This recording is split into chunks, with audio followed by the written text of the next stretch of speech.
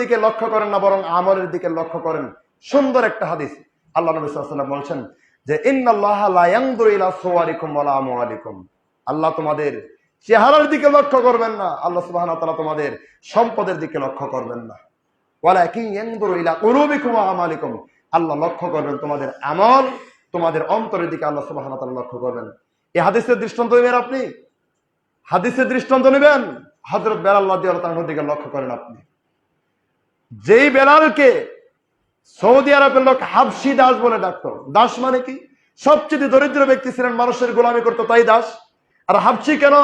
সবচেয়ে কালো কুৎসিত ব্যক্তি ছিলেন, এই জন্য মানুষ তাকে হাবশি বলে ডাকতো। তো হাবশি দাস মানে কি? সবচেয়ে কালো দাস। তার মানে বোঝা যাচ্ছে সেই ব্যক্তির সম্পদও ছিল না, চেহারাও ছিল না, কিছুই ছিল না।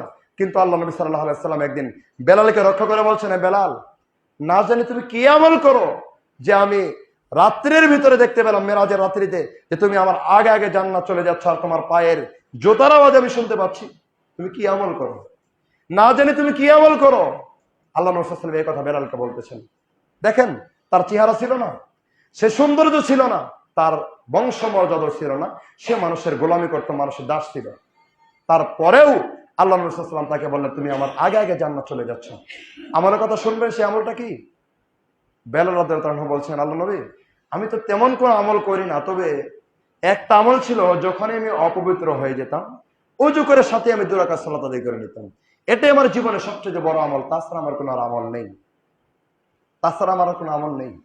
সম্মানিত উপস্থিতি, যদিও বা আমলটিকে একদম ছোটখাটো মনে হচ্ছে, কিন্তু আল্লাহ নবী সাল্লাল্লাহু আলাইহি ওয়াসাল্লাম আরো একটা হাদিসের দিকে লক্ষ্য করবেন, আরো একটা হাদিসের দিকে লক্ষ্য করবেন। আল্লাহ সুবহানাহু ওয়া তাআলার কাছে ওই আমল সবচেয়ে প্রিয়, যে আমল ধারাবাহিক ভাবে করা হয়।